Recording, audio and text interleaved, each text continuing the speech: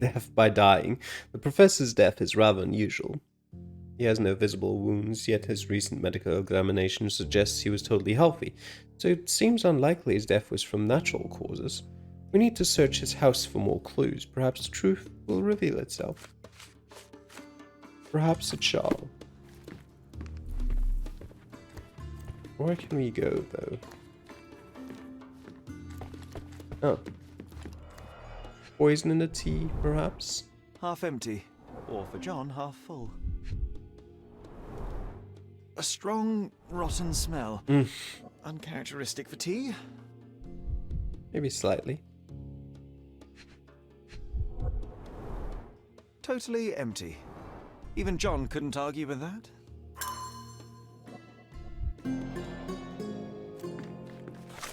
Alright. Let's analyze it chemically. Where's that again? We haven't had it yet. Multiplies the reagent's value by 2.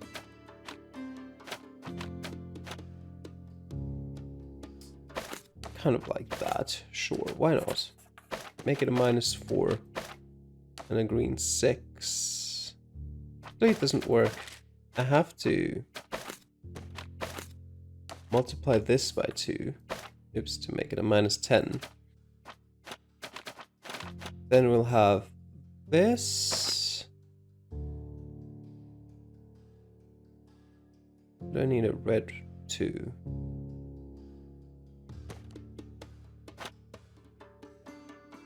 Yep, then give me that. And that. And then up here. Invert that.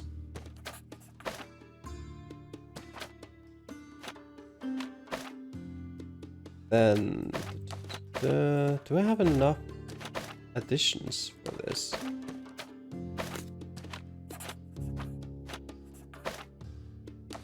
Yes, I do. Wait, is that right? No, it isn't right.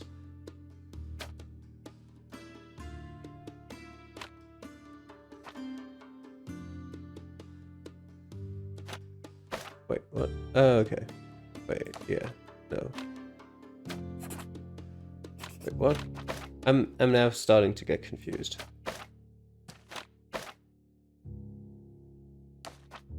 Or no.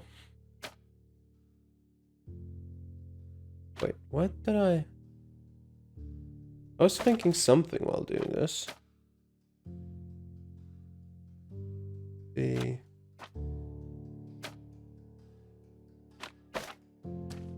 Let me just add these two together for now. And then let me continue thinking. 2 green, 5 blue. The 5 blue is okay. If we swap this around, then we have the 2 reds, but then we have minus... What if we just... Because what do we need? This would put us to -12, and this would put us to -10.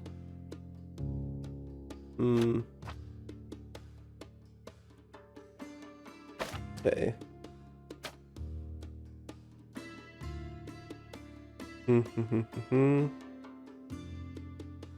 What am I thinking? I think I don't have enough additions to put that in there too. But let me just combine these two. Then combine these two. So what if we remove that?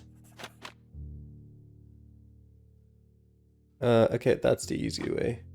We just, not quite yet. We reduce it by 1. Then we connect it. Okay. That'll do.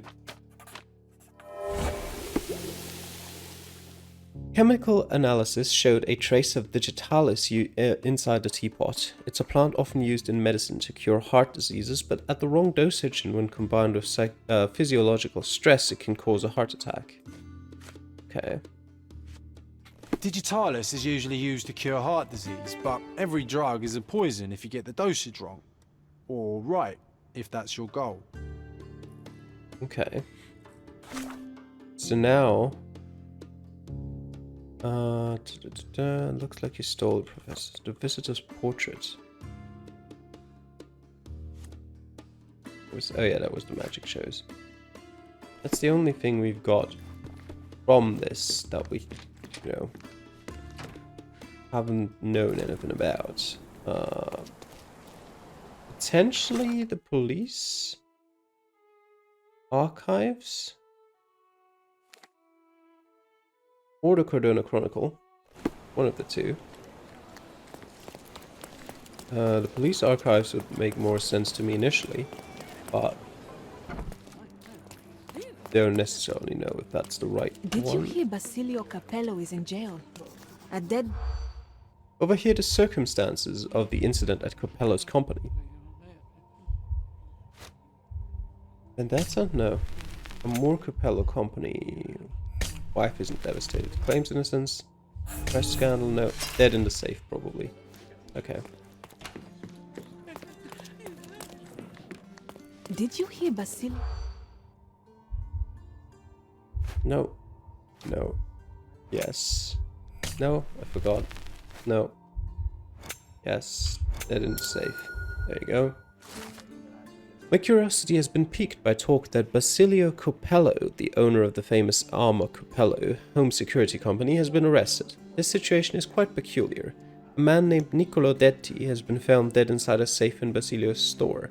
Basilio claims innocence, but the evidence is against him. He is being held in the holding cells at the police station. In the police. Let's pretend to be cops, eh? We can just stand around and look confused. Wait, there's nothing of interest here. The archive's on the other side.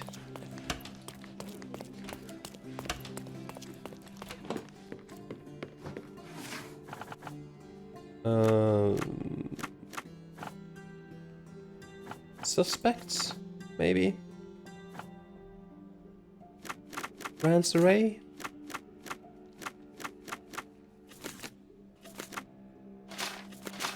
No? Oh, there you go. Property crimes. A woman reported a loud noise and screams in Grant's Array. When the police arrived at the place, they were instantly ambushed and a shootout began. There were no casualties on either side, but most of the suspects managed to escape. The officers succeeded in arresting only 2 gang members, Sid Parity and Harry Trelawney. Both were sons of local noblemen. During the interrogation, Peretti and Trelawney confessed that they are associated with the Robbins gang. The Robbins are rumored to engage in blackmail, robbery, and illegal bookmaking, but have remained elusive for a long time. The gang members tend to distinguish themselves by wearing bright red waistcoats and hats with red ribbons and bird feathers. They often emblazon their crime scenes with a reference to little birds singing, presumably to deter would-be informants from betraying them. The leader calls himself Lucky Joe, but his true identity remains unconfirmed. The detained gang members have revealed the location of their hideout. It's in Grant's Array, west from the intersection of Vernet Street and LeBlanc Road. Requesting approval to raid the hideout, Lieutenant K. Weaver. Okay, for a second there I was thinking, what kind of stupidity is this? They've given you their hideout and no one has been doing anything about it until Sherlock just comes along, but okay, they were requesting approval. They're going through this in the proper channels and we just arrived a bit earlier. In Grant's Array, west from the intersection of Vernet Street and LeBlanc Road. Seems like we have fun neighbours. Which is... where is it?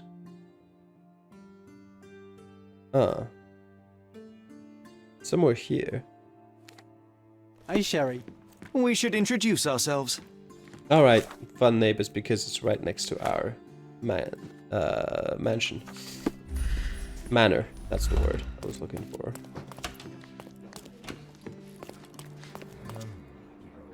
A little bird told me where your hideout is. So I'll be coming to visit you guys. Probably this house. I would suspect.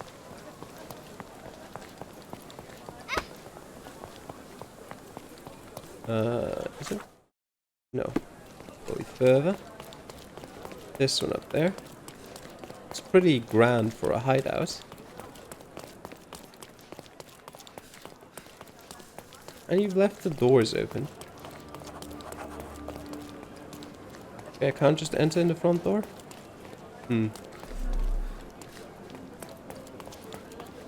What about the side door? He doesn't have an invitation to the club. Get him, boys! We'll see who'll be getting who.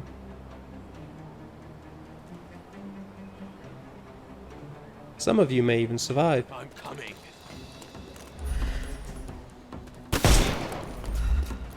I'm coming for you. Too simple.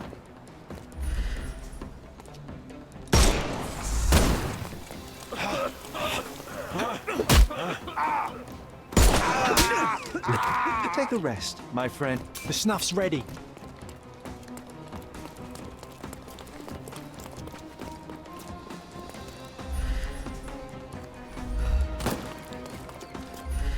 Where are you going?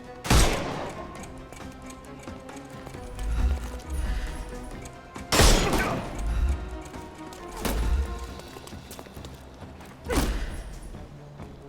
can overcome the brute now. Yep.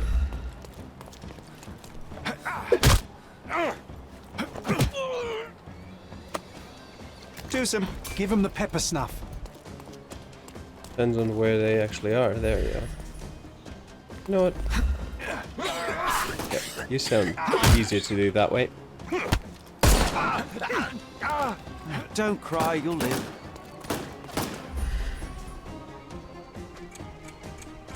Time to knock this guy out. Down you go. Don't bother moving. You've... The snuff's ready. There you are.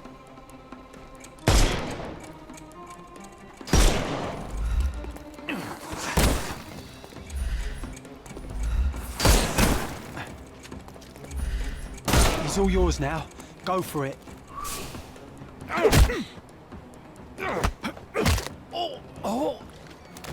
No more crime for you until next month. You can overcome the brute now. Don't cry, you'll... Give him the pepper snuff.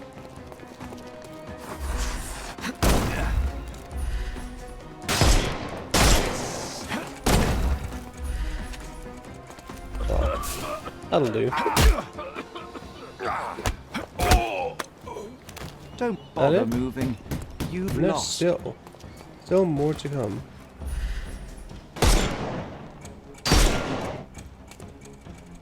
I need to reload. Bad timing.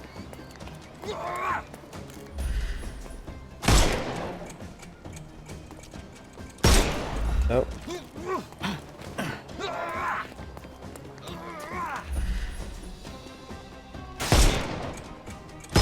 Nope.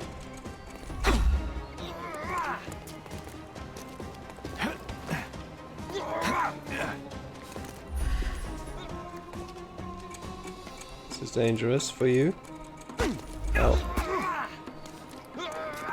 No, I've managed to not kill anyone so far.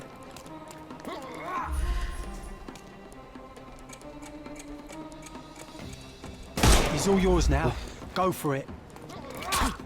Now, pepper spray is apparently not ready yet. There you go, that'll do. The snuff's ready. It's not really pepper spray, is it? Take a rest. Give him the pepper Okay. snuff. Yeah.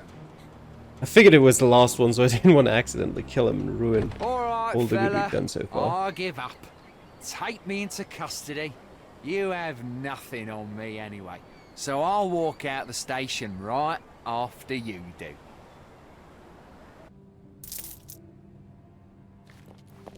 We'll see about that. At the Robin's hideout, I managed to arrest their leader, Lucky Joe. I've brought him to the police station, and now I can speak with him in the interrogation room. Excellent job catching this crook, sir. His name is Lucky Joe, and as it happens, someone with influence was after him too. You did them a favour. I just solved the mystery, officer. If a criminal appears in my path, it merely affirms my deductions are sound. Either way, you'll be pleased to know that an anonymous tip has fingered Lucky Joe as being involved in the murder of a famous professor. We have photographs and witness statements. Not so Lucky Joe is headed straight to the gallows. Someone served him to us on a silver platter. Interesting. Well, as a vital ally in the arrest of a wanted murderer, you couldn't possibly object to me interviewing him. Well, vital. Yes, no, of course. Go ahead. I will be going ahead.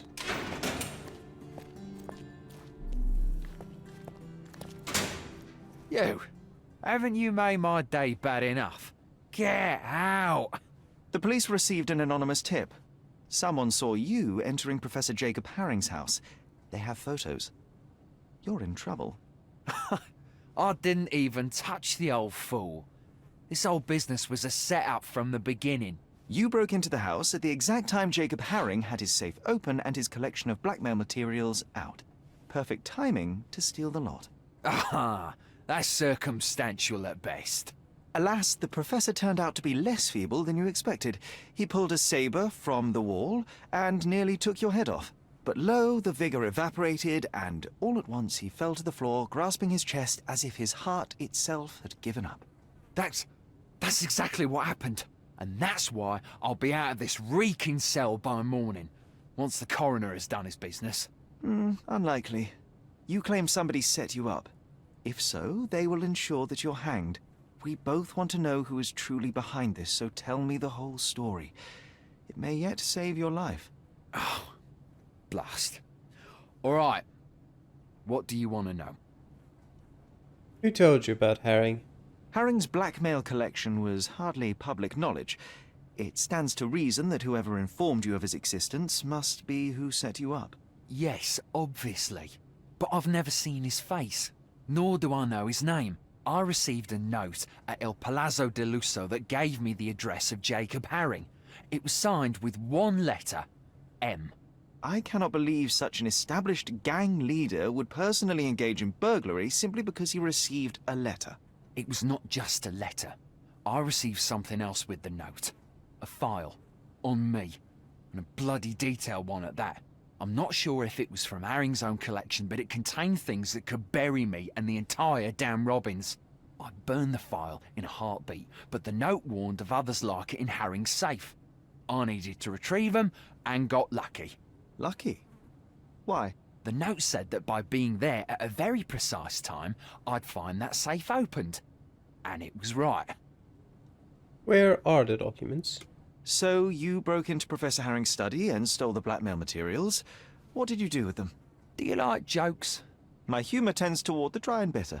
Then you will love this one. As I fled Harring's place with the documents, a pickpocket snatched the folder from me on the street. I was played from the beginning. Beaten at my own game. They made a joke of me and the Robbins. And now I await the gallows. Ha! Ha ha ha! Oh, you're right, it was a good joke. But now things begin to make sense. Yes, there was blackmail of the person that set him up in those blackmail letters, and they just, well, got someone else to do the dirty work for them. I will prove your innocence. Fear not, sure. Joe. I will prove you didn't kill Professor Harring. What? Then you better do it fast. Per his schedule, Professor Harring had tea with a guest not long before you arrived. The tea in Harring's teapot was dosed with digitalis. A large dose of such a drug, coupled with physical exertion, can cause cardiac arrest. So if the old man hadn't attacked me... He may have lived, yes. But it wasn't you who killed him. The real murderer is the one that poisoned the professor and set you up. I'll make sure the police know it. Yeah, you may save my bacon. Oh, I wouldn't sing a victory song just yet. I believe they're preparing for a conversation with you on many subjects, like the Robbins. I can handle those fools. I thought you were the copper's pet. But you have character those bloodthirsty mongrels lack. I respect that. Make no mistake, Joe, we are not friends. Should we meet again under different circumstances, well, you know my character. Yep, nice. Case complete. Well, I mean, if we're already here, there was someone being held in a holding cell, wasn't there?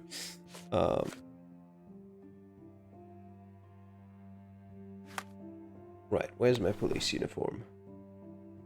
I do have one, don't I? There it is, yep. Yes. Basilio Capello. Where is he? Oh, he's already gone. This is not a very pretty room.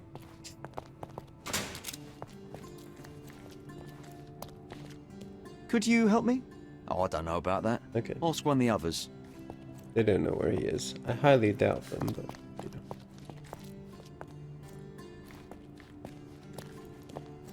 know. Oh, what a long day.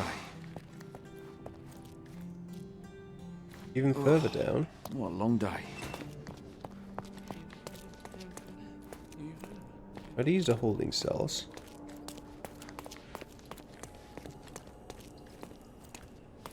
May I ask you something?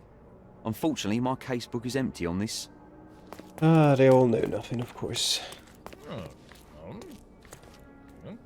That doesn't look like... It's a Kurd forger. He's definitely not Italian. He very much looks Italian. Excuse me, but are you Mr. Capello? My name is Sherlock Holmes. I'm hoping you could spare a moment to talk.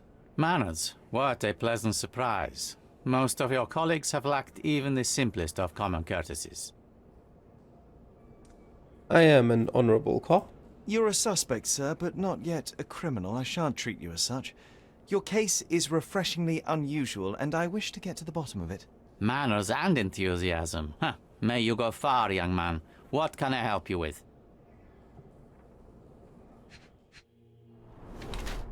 A focused look. Elegant new clothing, fresh and fashionable. Bruised hand from recent trauma. And...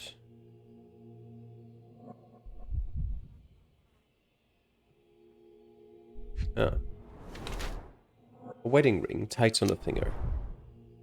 Basilio Capello is the local proprietor of the famous Armor Capello safe, lock, door, and home security company in Cordona. He's currently being held in the police station holding cells as the prime suspect for Niccolo Detti's murder. He's in his early 40s, has a flair for the new and fashionable, keeps his frustration bottled up while at the police station, but could be prone to violence. He has a bruise on his hand which might be a result of a fight attached to his family. Or methodical. A methodical man who puts business and principle above all else, keeps calm and focused despite being arrested, has a bruise on his hand, possibly had to defend himself recently, values his family life. So basically, the only differences are flair for the new and fashionable, which isn't on here, and keeping his frustrations bottled up, prone to violence with a bruise on his hand, result of a fight, or just possibly had to defend himself recently.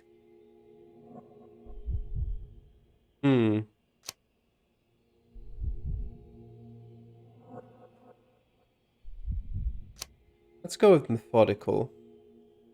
Because I really don't think you can clearly say either or here, because the focused look clearly points towards this. The fresh and fashionable would point towards this.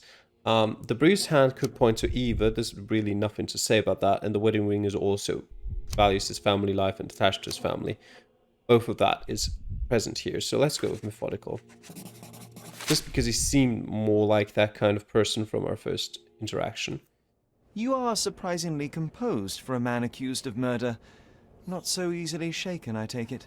Life is full of surprises. You'd be astonished how many deals go sour due to a force majeure. One becomes skilled at adapting. I am confident this will all be set straight. Until then, I will endure. Much how you endure that injured hand. Those bruises look painful, but you seem barely aware of it.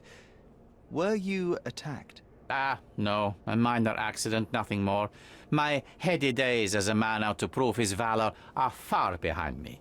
I now know that to succeed in life, one must stay calm and plan ahead. The world will turn your way eventually. And if it does not, then one must persuade it so.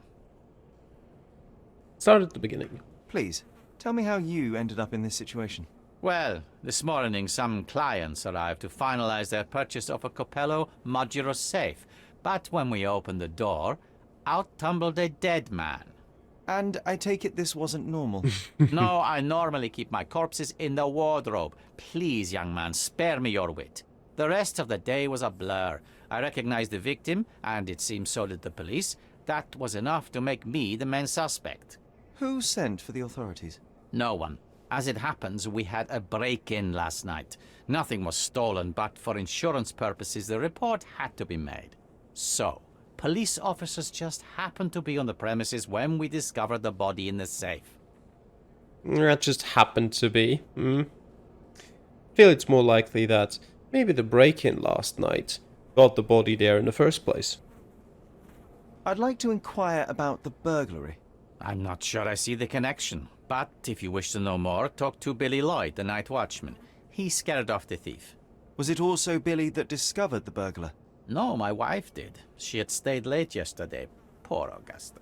At least she's safer with the police than at home alone. You say you became the suspect when the police identified the victim. Is there history between you? Surely you jest.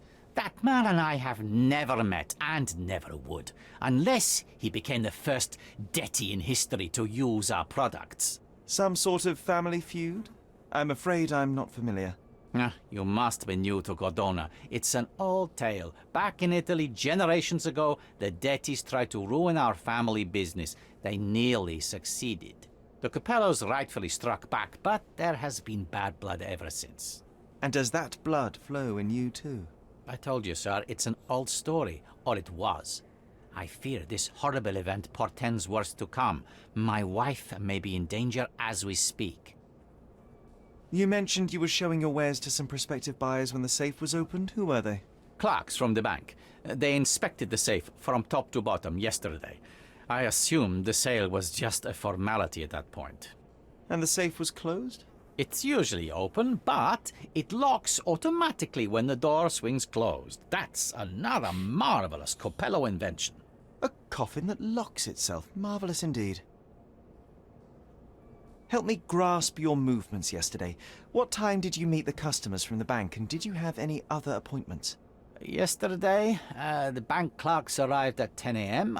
Afterwards, I was alone in the office until my wife Augusta came in at 3 p.m. I left for home at 6:30 p.m. And what about this morning? Our meeting for the demonstration was set for 9 a.m. I arrived about half an hour prior in order to prepare. I have one final inquiry. Do you recall the time at which the safe door was closed?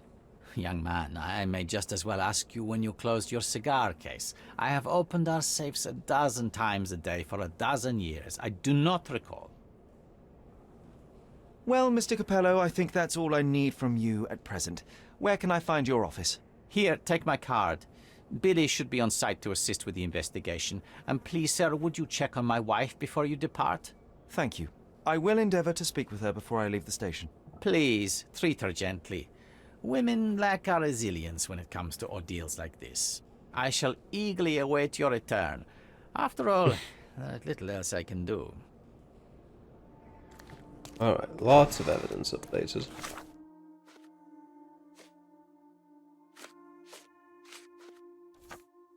Right. He's currently in the police station. But where exactly? Augusta Capello. Mrs. Capello, please wait in the office. The inspector will be here soon. Ah, here. Wait, not here?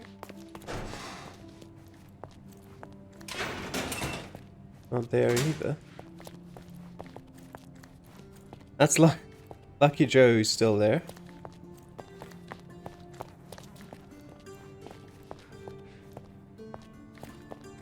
there.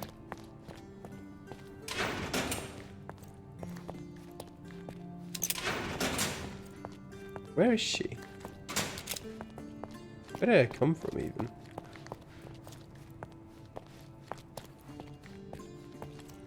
Oh, what a long day. That's where I came from.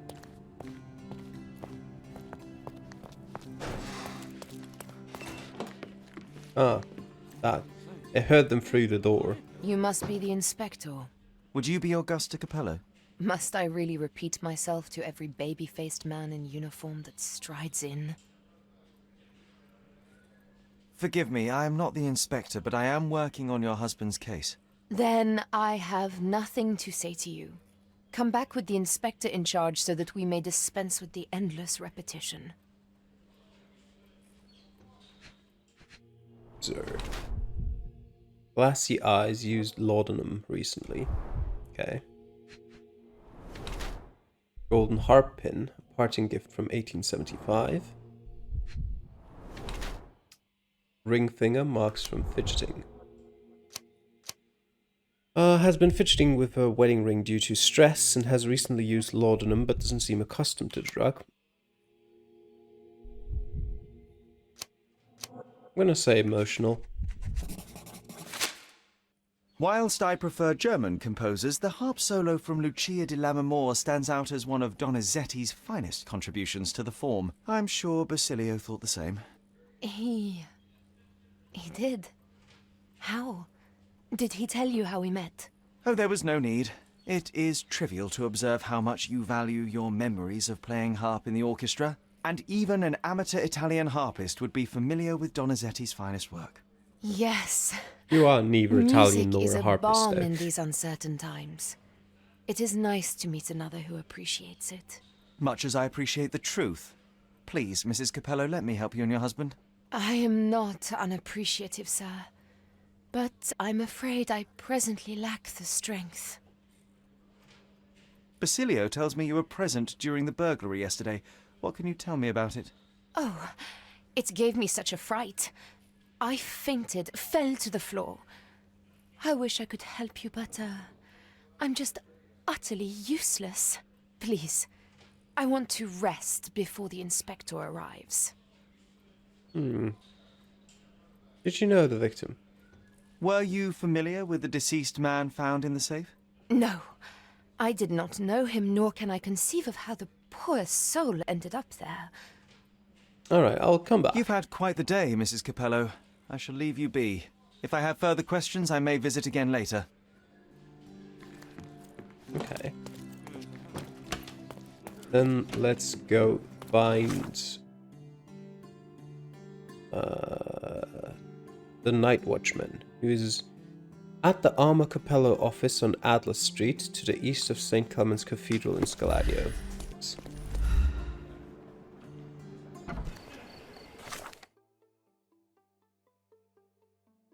Which is... That's St. Clement's Cathedral, isn't it? No, that's the City Hall, never mind. That's the cathedral. He's like here somewhere.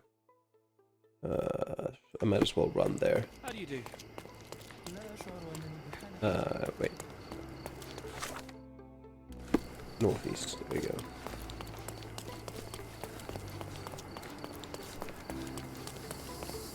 Might be a little trek, but we'll get there. Yeah, and we'll take the next south.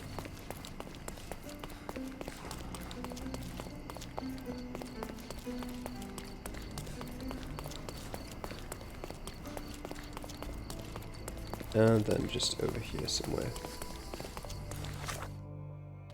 Yeah, it should be here. Okay, this side. Ah, I see.